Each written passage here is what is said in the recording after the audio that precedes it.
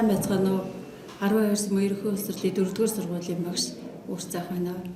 Ангийн намаас ангийн намаа ашиглан сурагчдынхаа унших хүчийг ярих, зурах чадварыг хөгжүүлдэг арга зүйгээсээ танилцуулъя. Сурагчдын унших, бичих, ярих, сонсох, зурах, төсөөлөн бодох чадварыг нэгдмэл байдлаар хөгжүүлэхэд хүүхд өөртөө итгэл нэмэгдэж, ном унших сонирхолтой, номонд дуртай болдог. Сурагчдыг ном унших сонирхолтой, номонд дуртай болгохын тулд ангидаа орчныг сайн бүрдүүлж өгөх хэрэгтэй. За нэгдүгээр ангийн хүүхдүүдийг яриулж сургахын тулд багшийн сонсгосон үлгэрийг одоо энэ мини театр, уран хүүхэлдээ, хормогчийн театр, таягт хүүхэлдээ зэргийг ашиглуулад ингээ хүүхдүүдээ яриулж сургадаг. Манжин тарч гээ. Манжин маш томорч, манжингаа өгөн татаад ийсэнгүй. Өгөн нэмгэнээ дуудж, эмгээ манай манжин маш томорсон байна. Хамт татыг гэж гээ.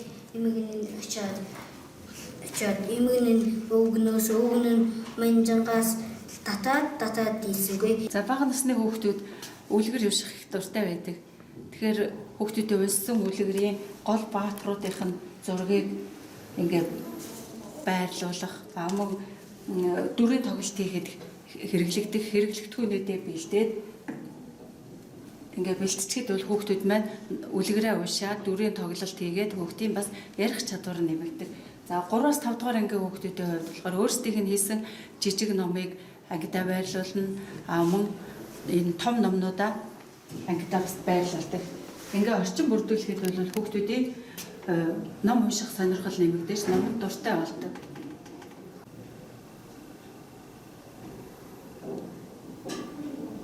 За ном их уншдаг, уншсан номоо ойлгодог, уншснаас өөрт хэрэгтэй зүйлийг ялган тогтоох чадвартай болсон хүүхдийн бичих чадвар дагаан дээшлж идэг. Тийм учраас уншсан номнуудаар номын тэмдэглэлийг хөтлүүлдэг.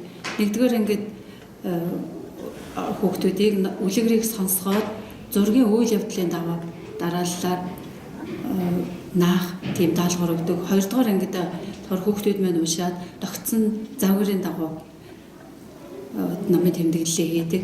За энэ нь болохоор багш ийм загвар өгөөд энэ загвараа буудаад ингээд хийгээд явцдаг. За энэ 1-2 дугаар ангидаа хүүхдүүд маань ингээд энэ загвар өгөөд ингээд будахтай зэрэг хүүхдийн гарын жижиг хүчингууд хөгжөөд ингээд гой бичиж сурдаг. Хурдан гой бичигтэнд бас илүү нөлөөтэй байдаг. За 3 дугаар ангид болохоор монгол хэлний хичээлээр номын тэмдэглэл хөтлөхийг үздэг учраас тэр загварынхаа дагуу бичиж явждаг. За агуулга, зохиолч, гол дүр гэрчлэн ингээд 3 дугаар ангид ингээд явждаг. 4-5 дугаар ангид ороод ирэхээр номнуудаа эдгээр жижиг номоор хийгээд. За жижиг номондоо болохоор 4-5хан маань уншаад агуулгыг зургаар илэрхийлнэ, сургамжтай санаа хүчин, өөрт сайхан санагдсан хэсгээ ялгаж бичнэ, гол ба сайн муу дүр бас бичнэ. За ингээд хэрвээ чи байсан бол гэрчлэнгээр ингээд номын тэмдэглэлийг өөрчлөөд ингээд бичээд яваад байдаг. Тэгээ хүүхдүүд маань номын тэмдэглэл хийснээрээ хүүхдийн бичих чадвар сайжирдаг. Мөн энэ өөрсдийнх нь зурсан зургийг тайлбарлуулснаар хүүхдийн ярих чадвар нэмэгддэг. Ингээд бусад хүүхдүүд маань энэ өөрсдийнхөө бичсэн сургамжтай санааг заавал ангийнхантаа уншиж өгдөг. Ингэснээр хүүхэд бусдынхаа уншиж байгааг сонсоод эндээс сургамжтай санааг авах, бусдаасаа суралцах гэсэн юм давуу талуудтай байдаг.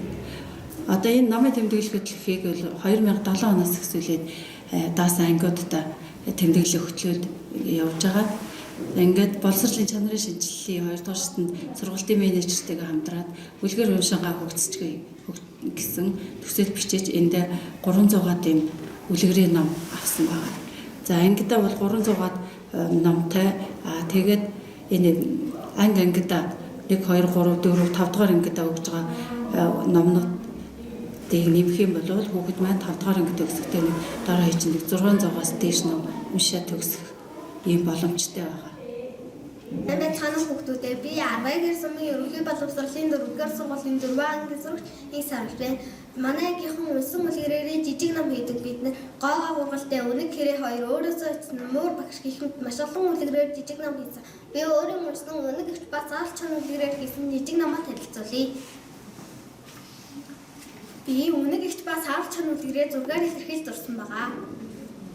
Үлгэрээсээ би хамгийн сайхан санагдсан хэсгийг бичсэн.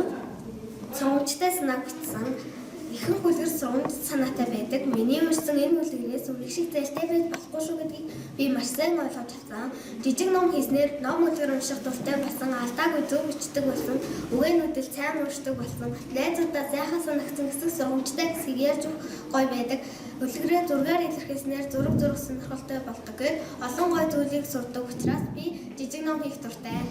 Номын тэмдэглэлээ хийгээд хүүхдүүд маань номон дээрээсээ үдсэн дүрмтэйгээ холбоотой үгнүүдийг бас ялгаж бичдэг. За эхнүүд одоо нөгөө богино үлгэр уншиж байгаа учраас 1-2 дугаар ангитай хүүхдүүд маань эндээс одоо дан агшид гэвлэгчээс бүтсэн эр үг бич, дан агшид гэвлэгчээс бүтсэн эм үг бич гихчлэн энэ даалгавруудыг бол богино үлгэрийг бол ялгаад биччихдэг. За ингээд 4-5 дугаар ангид ороод ирэхээр тодорхой тоо өгдөг. Давхар золиорсон гэвлэгчтэй үг 10-ыг яг унсан номноосоо ялгаж бич. За дараас нь 3 гэвлэгчийн дүрмтэй үг номноосоо ялгаж бич гихчлэнгээр ингээд даалгаврууд өгөхөөр хүүхдүүд маань ингээд бичээ явдаг. За энэ жишээлбэл хол ангитэй тэг үгийг ингэж ялгаж бич гэхээр энэ хүүхд маань 7 оноогоо гэхдээ доглон шаацгаа үлгэр үйлсэн бол энэ хичнээн үг гэдгээс ингээд ялгаад ингээд бичээ явчихдаг. Ингээд ангиараа бичээ явдаг. За энэний давуу тал нь юу вэ гэхээр хүүхдүүд маань үлгэрээ нэг уншаад тэгээд тэн дээрээсээ одоо нэг дөрвөнтэй холбоотой үгнүүдээ төвж бичнэ. За ингээд хүүхдүүд маань маш их анхааралтай уншдаг, анхаарал нь төвлөрч ирдэг. За үг нүдэлдэг. Одоо энэ үгнүүдээ алдаагүй бичдэг. За ингээд энэ дээр ялгаж бичсэн үгнүүдээ ингээ ангидаа юм хан дээрээ юм ханыг хүснэгт байрлуулцдаг.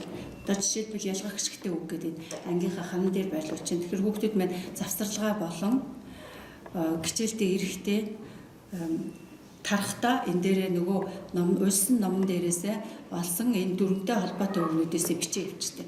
За ингээ хүүхэд бичээд өөрөө ар дээр нь өөрийнхөө нэрийг бичнэ. За ингээ багш бол энэний зөв бичиж байгааг хурдан шалгах боломжтой. Очоод ингээл зөв бурууг тэмдэглэждэг.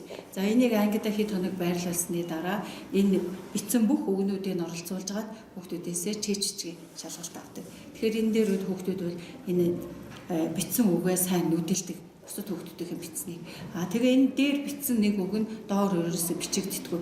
Ижил ном уншсан байлаа гэхэд бол дээр бичсэн үг нь доороо ахиж давтагдахгүй нэ. Тэгэхээр дээдлийнхээ бичсэн хүүхдүүдийн үгийг ахин уншдаг. Тэгэхээр хүүхдүүд маань энэ дээр нэлээд олон уншиж үгээ сайн нүдэлдэг учраас чийччгэд манай гэх юм бас их гайгүй суралцдаг. 3 ангийн сурагч Мөнгөж хаадан алтан зураг азман дахин үлгэрээрээ Өсөлийн хаан тэмцээнд оролцож байна. Би өөрөө энэ үлгэрээ чимтэн уншсан. Башин. Б-А хагаси иш и ин. Донгодож. Г-А-Н-Г-А-Д-А-Ж. За сүүлийн 2 жилийн цар тахлын улмаас хүүхдүүд маань ангийн номоос ангаасаа ном авч унших бас нэлээд бэрхшээлтэй байсан. Тэгээ Монголын жашил номноос жижиг номнууд хийж явж байсан. За ингээд Өөрөнгөө аймгийн төвийн туршилт газрууд домгоор цуглуулад тэр домгоо ярьж тэр бичлэгээ ангийн групп болон сургуулийн групп, бага ангийн багш нарын групп дээр тавьсан. Тэгэхэд хүүхдүүд маань нэлээд урам орсон, ийм сайн ажил болсон. Энэ бас домгоор хүүхдүүд маань жижиг ном хийсэн байна. Сайн бацхан уу намайг Гал Баатар ховогтой цам гэдэг. Би танартаа 10 хэрийн тал домгийг ярьж өгье. Эртүртийн цагт нэгэн айл байж гинэ. Тэр айлын баруун голын цаныг анчид буудалч гэд эхнэр нь нөхөртөө хэлнэ. Алт чи бид хоёрыг баяжуулахыг хардаах байна. Хоёулаа тэрийг худалдаж авъя гэхний хэрнэ. За сургуулийнхаа бага ангиудын дунд ийм номын тэмдэглэл хөтлөх уралдаан зарласан байгаа. Тэгээд энэ бүх ангиудын номын тэмдэглэлийг үзэж байхад бол багш нараасаа суралцсан юм үр дүнтэй ажил болт юм байлээ. За ингээд ном Ийм тэмдэглэл хөтөлснөөр хүүхдийн маань бичих чадвар сайжирдаг. Ном унших сонирхолтой болдог, номонд дуртай болно.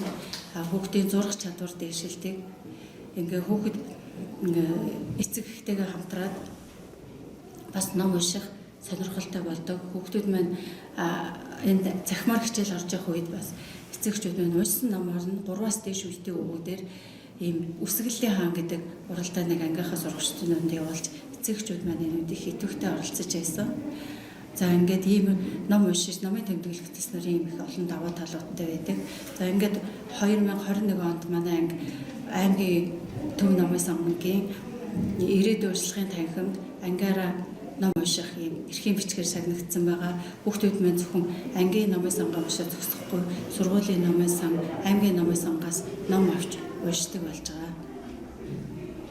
За ингээд ангийн номын сонгоор дамжуулан ангийн сурагчдаа унших, бичих, сурах чадварыг хөгжүүлэх арга зүйг минь өөрсдийн арга зүйгээрээ баяжуулан хэрэгжүүлэх багш нартаа сургууль хүмүүжүүлэх үйлсэд нь өндөр амжилт хүсье.